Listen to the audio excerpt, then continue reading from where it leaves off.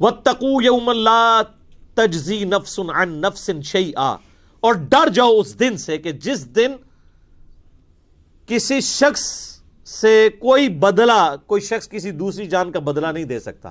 یہاں پہ لوگ کہتے ہیں نا جی آپ ہمارے مرید ہو جائیں، ہم خود آپ کے گناہوں کا بوجھ اٹھا لیں گے، اللہ سے بخشوا لیں گے. اللہ فرماتا ہے قیامت کے دن سے ڈر جاؤ جس دن کوئی شخص دوسرے کا بدلہ نہیں ہو سکتا. حتیٰ کہ بخاری مسلم میں حدیث ہے سیدہ فاطمہ جنتی عورتوں کی سردار ہے، اور بخاری اور مسلم میں موجود ہے سیدہ عائشہ سے سیدہ فاطمہ سلام اللہ علیہا جنتی عورتوں کی سردار ہے، اور بخاری اور مسلم میں موجود ہے کہ سیدہ فاطمہ سے نبی علیہ السلام نے فرمایا اے میری بیٹی فاطمہ، میرے مال سے جو کچھ لینا ہے نا وہ لے لے، وہ تو اس کا مالک تو میں ہوں، لیکن آخرت کے دن اگر اللہ نے تجھے پکڑ لیا تیرے اعمال کے سبب تو میں تیرے کچھ کام نہیں آؤں گا. تو قرآن میں لکھا ہوا ہے. سیدہ فاطمہ کو تو کہا جا رہا تھا، سنایا ہمیں جا رہا تھا کہ اگر سب سے زیادہ رشتہ داری کا بینیفٹ کسی کو مل سکتا تھا نا تو وہ سیدہ فاطمہ تھی، لیکن ان کو بھی بتا دیا گیا کہ اعمال کے بارے میں کھلی چھٹی نہیں ہے. اور سیدہ فاطمہ کو تو چھوڑ دیں، قرآن میں 3 دفعہ آیت آئی ہے نبی علیہ السلام کے بارے میں، سورۃ الانعام کے اندر، سورہ الزمر کے اندر، سورہ یونس کے اندر. قل انی اخاف ان عصیت ربی عذاب یوم عظیم. اے نبی تم فرماؤ کہ مجھے خود ڈر ہے اس بات کا کہ اگر میں نے بھی اپنے رب کی نافرمانی کی تو بڑے دن کا عذاب مجھے بھی آ پکڑے گا. سر مجھے بتائیں آپ کا اور میرا رب اس سے زیادہ کس لیول پہ آ کے آپ کو سمجھائے؟ نبی علیہ السلام سے بڑھ کے کسی کا مرتبہ ہے؟ تو یہ جو آپ کو جنت کی گارنٹیاں دیتے پھر رہے ہیں یہ کتنے بڑے مجرم ہیں. ان کو کہ نبی علیہ السلام کے بارے میں کہا جا رہا ہے، کیوں کہا جا رہا تھا؟ تاکہ تم لوگ یہ کلیم نہ کر لینا کہ ایسی کچھ کر سکتے ہیں. اس دن سے ڈر جاؤ جس دن کوئی جان دوسری جان کا بدلہ نہیں ہوگی. ولا یقبل منہا شفاعت، اور کسی کی سفارش قبول نہیں کی جائے گی. سفارش کیوں کی جاتی ہے؟ آپ دنیا میں کسی شریف آدمی کی سفارش کے لیے تھانے جاتے ہیں تو ایس ایچ او سے جا کے کیا کہتے ہیں کہ میں اسے اچھے طریقے سے جانتا ہوں، آپ کو غلط فہمی ہوئی ہے، میں گارنٹی دیتا ہوں یہ بندہ اس طرح کا نہیں تھا، اس پہ جھوٹا الزام لگا ہے. یہی کہتے ہیں نا. اس طرح کی سفارش اللہ کے سامنے کون کر سکتا ہے کہ یا اللہ جی تواڈے فرشتوں نوں بھلیکھا لگ گیا، ایویں انہوں نے گناہ لکھ لینے، مینوں پتہ ہے بڑا چنگا بندہ ہے، اتنی لمبی داڑھی سی، دی پگڑی نہیں دیکھی کڈا نورانی چہرہ تھا. یہ اللہ کو کہہ سکتا ہے؟ اللہ فرماتے ہیں ہم تو تم اس وقت سے جانتے ہیں جب تم ماں کے پیٹ میں جنین کی حالت میں تھے. مت کہو اپنے آپ کو کہ میں بڑا پرہیزگار ہوں، وہ بہتر جانتا ہے تم میں سے کون پرہیزگار ہے. اس لیول پہ آ کے یہ سورہ نجم کے اندر آیات ہے، مت کہا کرو میں بڑا نیک ہوں، وہ خوب جانتا ہے کہ تم کیا ہو. تو اللہ کو کون سفارش کر سکتا ہے؟ ہاں صرف یہ سفارش ہو سکتی ہے کہ جس اللہ ہی کا دل آیا ہو جس پہ کہ اسے چھوڑنا ہے. یہ بندہ ہے نیک نیت تھا، چند غلطیاں اس سے ہوئی، باغی نہیں تھا، رجوع لے آتا تھا، اپنی طرف سے اس نے کوشش کی، پھر بھی بحیثیت انسان اس سے غلطیاں ہوئیں لیکن میری طرف آتا رہا، تو اب میں نے اسے معاف تو کرنا ہے. تو معاف میں پھر ڈائریکٹ کرنے کی بجائے اپنے محبوب صلی اللہ علیہ وآلہ وسلم کی شفاعت سے کرواؤں تاکہ میرے نبی علیہ السلام کی عظمت لوگوں کے دلوں پر اجاگر ہو. دنیا میں بھی ایسا ہوتا ہے، اگر کسی کلاس کے اسٹوڈنٹ کو پوزیشن آنے کے اوپر اسکول والے یا کالج والے ٹرافی دیتے ہیں تو وہ کسی مہمان خصوصی کے ذریعے دیتے ہیں نا. اس کالج کے اسٹوڈنٹ کو کبھی وہم بھی آتا ہے کہ اس مہمان نے مجھے ٹرافی دی ہے. ان کو پتا ہوتا ہے کہ یار یہ تو مڈل مین ہے، ٹرافی تو اسکول نے دی ہے اور اس کو آنر دی ہے. تو سر نبی علیہ السلام کو بھی آنر ملنی ہے. یہ بخشش کا فیصلہ اللہ نے کرنا ہے. یہ اسی شفاعت کی نفی ہو رہی ہے کہ دوست کے ساتھ شفاعت کوئی نہیں ہے. شفاعت بالاذن ہے، شفاعت بالوجاہت نہیں ہے. اور وہ بالاذن کون سی ہے؟ جو اسی صورت میں آگے جا کے آیت الکرسی میں آیت نمبر 255 میں آ جائے گی. من ذا الذی یشفع عندہ الا باذنہ. کس کی مجال ہے کہ سفارش کر دے؟ ہاں اللہ جس کو اذن دینا کہ ہاں اس کی سفارش کر لو تو وہ قبول ہوگی. تو شفاعت دھونس کے ساتھ نہیں ہے، اللہ کے فضل کے ساتھ ہے. لیکن نبی علیہ السلام چونکہ مہمان خصوصی ہیں اور وہ سورہ بنی اسرائیل میں آیا، نبی علیہ السلام کی جو حدیث ہے نا بخاری مسلم میں، حدیث شفاعت، کہ قیامت والے دن سب لوگ حضرت آدم کے پاس جائیں گے، پھر وہ کہیں گے کہ آج مجھے اپنی جان کی فکر ہے، اذهبوا الی غیری، کسی اور کی طرف جاؤ. پھر حضرت نوح کے پاس جائیں گے، وہ کہیں گے آج مجھے اپنی جان کی فکر ہے. ہوتے ہوتے اینڈ پہ نبی علیہ السلام تک پہنچیں گے، آپ فرمائیں گے انا لہا، اور آپ اللہ کے حضور سجدہ کریں گے. اللہ فرمائے گا اپنا سر اٹھاؤ، تم سفارش کرو، ہم قبول کریں گے. اس کے بعد الفاظ ہے کہ اللہ تعالیٰ میرے لیے تعداد مقرر فرمائے گا، اللہ بتائے گا مجھے. دھونس نہیں ہے سر، اللہ کو کس کی دھونس ہے؟ اسے کہتے ہیں شفاعت بالاذن. اور پھر نبی علیہ السلام نے اینڈ پہ فرمایا اس حدیث کے کہ قرآن پڑھ کے دیکھ لو، عسیٰ ان یبعثک ربک مقاما محمودا، اے نبی ان قریب ہم آپ کو ایسے مقام پر فائز کریں گے جہاں ہر شخص آپ کی تعریف کرے گا. مقام محمود کیا ہے؟ محمود کہتے ہیں جس کی حمد کی جائے. تو نبی علیہ السلام کا ایک نام محمود بھی ہے، آپ حمد کرنے والے بھی ہیں، اور آپ وہ ہیں کہ جس کی حمد کی جائے. محمد کا مطلب کیا ہے؟ تعریف کیا گیا. تو مقام محمود قیامت والے دن وہ مقام ہے کہ جس مقام پہ اللہ جب فائز کرے گا اور آخرت کی جو بخشش کی ٹرافیز آپ کے ہاتھوں بٹوائے گا نا، تو لوگ آپ کی تعریف کریں گے کہ اس کی آنر ہے اللہ کے حضور. مسئلہ شفاعت پہ 88B مسئلہ میرا ڈیٹیل سے 1.5 گھنٹے کی گفتگو ریکارڈڈ کے اندر موجود ہے، آپ یوٹیوب کے اوپر اپلوڈڈ آپ دیکھ سکتے ہیں. تو یہاں پہ شفاعت بالوجاہت کا انکار ہو رہا ہے، کیٹاگوریکل، کہ شفاعت نہیں ہے سوائے وہ والی شفاعت کے جو آگے آئے گی. وَلَا يُؤْخَذُ مِنْهَا عَدْل، نہ کسی سے کوئی معاوضہ قبول کیا جائے گا. یہ دنیا میں رشوت کر کے آپ چھوٹ سکتے ہیں نا، اللہ کو رشوت دے سکتا ہے؟ قرآن میں آگے چل کے آئے گا کہ اگر کوئی پوری زمین کے برابر سونا بھی دے دینا عذاب سے چھوٹنے کے لیے، کچھ نہیں کر سکتا. وَلَا هُمْ يُنصَرُونَ، اور نہ اس کی کوئی مدد کر سکے گا.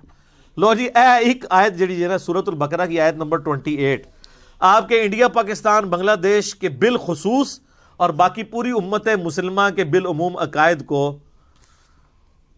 پیسیفک اوشن میں پھینک دیتی ہے. ڈر جاؤ اس دن سے، لا تجزی نفس عن نفس شیئا، جب کوئی جان کسی دوسرے جان کا بدلہ نہیں دے سکتی. ولا یقبل منہا شفاعہ، نہ کوئی دھونس کے ساتھ شفاعت کر سکتا ہے. ولا یؤخذ منہا عدل، نہ کسی سے کوئی معاوضہ قبول کیا جائے گا. ولا ہم ینصرون، اور نہ کوئی کسی کا مددگار بن سکے گا. 4 چیزوں کا انکار آ گیا. اونٹ پیر توڑے کتنے گئے؟ تو بےچارے آپ کو ٹھیک ہی تو کہتے ہیں، آپ کیوں نہیں مانتے کہ قرآن حدیث ڈائریکٹ نہیں پڑھنا گمراہ ہو جاؤ گے؟ بالکل ٹھیک کہہ رہے ہوتے ہیں.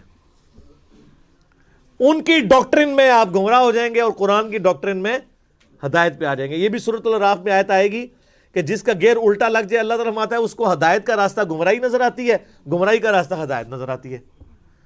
اور اللہ سے ڈر جائیں اس معاملے میں کہ کسی شخص کو گمراہی ہدایت نظر آنا شروع ہو جائے اور ہدایت گمراہی. اور اسی چیز کو قرآن حکیم میں کئی جگہ کہا گیا ہے، شیطان نے ان کے برے اعمال ان کی نظروں میں سنوار دیے ہیں. اور یہ بڑا خطرناک معاملہ ہوتا ہے جب کہ شیطان انسان کو نیکی کے کام کروانا شروع کر دے نیکی کے نام کے اوپر، حالانکہ وہ ہو برائی کے کام. سلطانہ ڈاکو، بڑے اسمگلر، بڑے بڑے پراپرٹی ڈیلرز لوگوں کی زمینیں ہتھیا کے 1 لاکھ بندے کا دسترخوان چلا رہے. تو شیطان نے ان کے برے اعمال ان کی نظر میں سنوار دی. ان کو یہ حرام کا پیسہ کمانا نظر نہیں آ رہا، ان کو نظر آ رہا ہے کہ یار ہم اتنے غریبوں کو کھانا کھلا رہے ہیں. اچھا، یہ دنیا میں اس کی تعریف ہوگی، اللہ کے ہاں 0 سے ملٹیپلائی ہے. اللہ کو دھونس نہیں ہے نا. یہ روب تو آپ پہ چل سکتا ہے نا، اللہ کے لیے کوئی روب ہے کسی بندے نے 1 لاکھ کو کھلایا؟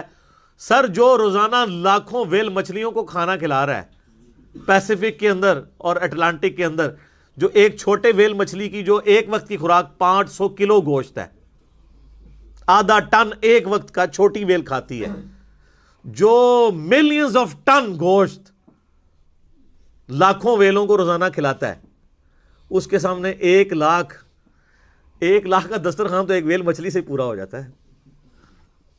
اس کو کوئی یہ کہے گا کہ نہیں میں 1 لاکھ بندے کو کھانا کھواتا تھا، اور کہاں سے کھلاتا تھا؟ اس کے دیے ہوئے میں سے، جو اللہ نے اس کو دینا تھا لیکن اس نے حرام کے طریقے سے لوٹا.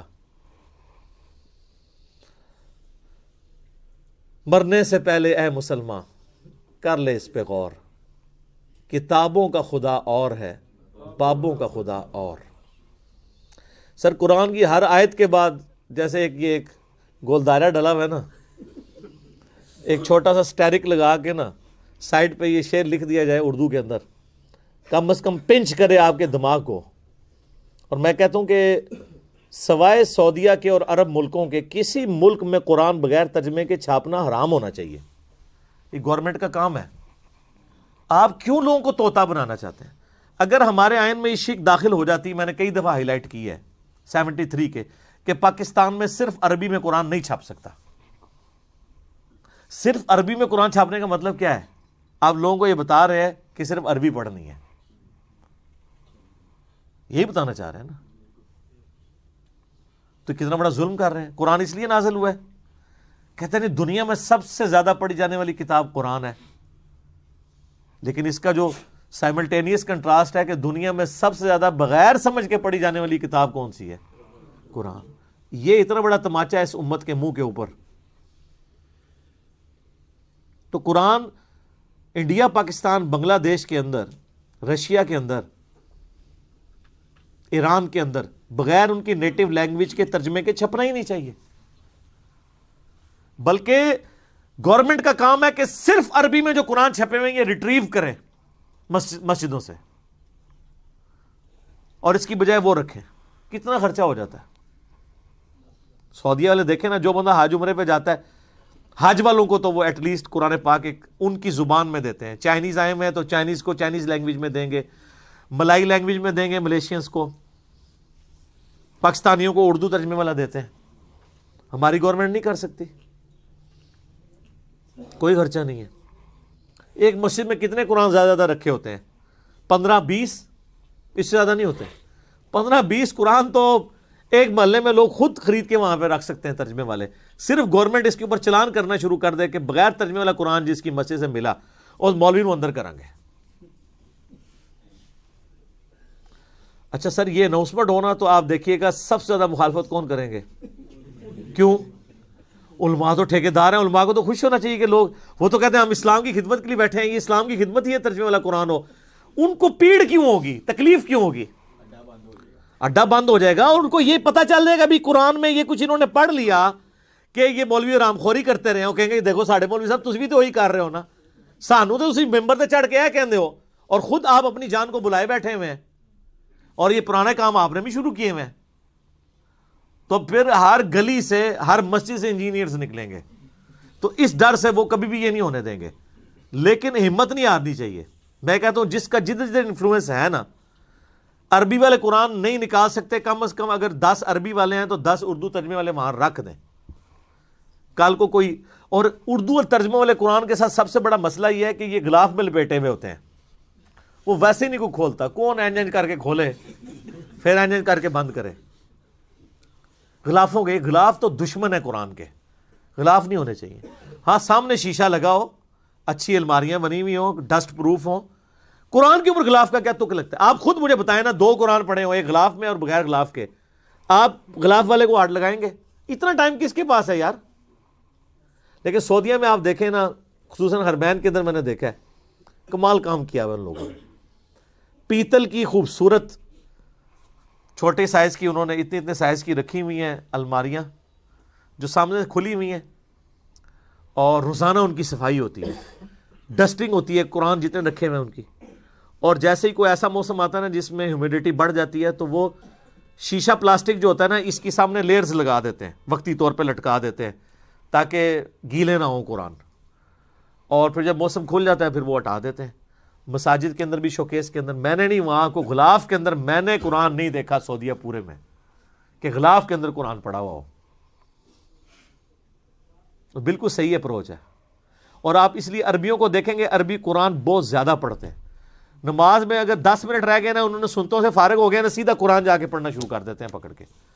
یہ خیر لادہ بات ہے کہ پھر وہ مس ہینڈل بھی کرتے ہیں کہ جماعت کھڑی ہوئی ہے تو وہیں ایسے رکھ دیتے ہیں، بعض کا جوتیوں کے ساتھ ہی رکھ دیتے ہیں، یہ اس مس ہینڈلنگ لادہ بات ہے۔ لیکن قرآن یہ چاند ایک، جس طرح جاہل گوار یہاں موجود ہے وہاں بھی موجود ہے، لیکن اوورال قرآن کے ساتھ جو ان کا شغف ہے نا، ظاہر ہے ان کی اپنی زبان کے اندر ہے، وہ نظر آتا ہے۔